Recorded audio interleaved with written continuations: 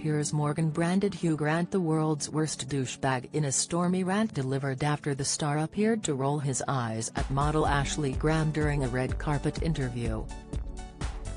The Talk TV star's comments follow outrage from the Twitterverse, with some viewers urging the arrogant actor to go home.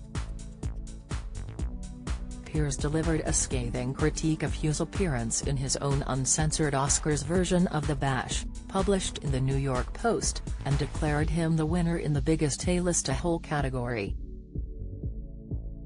"If you don't want to speak to the media, why the hell walk down the longest red carpet in show business?" the incredulous Talk TV star quizzed.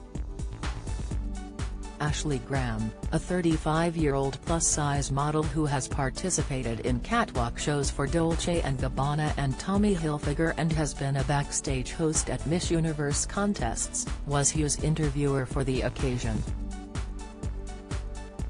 However, she seemed to be in for a tough time owing to the actor's frosty responses. When asked what he was wearing at one of showbiz's biggest nights of the year, he simply replied, "My suit." Ashley inquired whether he was rooting for anyone to scoop an award that evening, but he replied icily, "No one in particular." She attempted to turn the attention onto one of his film projects, perhaps hoping he'd have more to say about his appearance in Glass Onion, a Knives Out mystery. However, the star insisted he'd barely been in it, appearing for like 3 seconds. A slightly embarrassed-looking Ashley barely skipped a beat in the face of his unenthused answers, reasoning, "But still, you showed up and had fun, right?" Not wanting to commit to that, Liz Hurley's ex shot back, "Almost."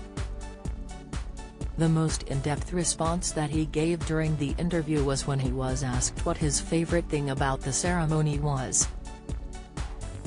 "It's fascinating. The whole of humanity is here.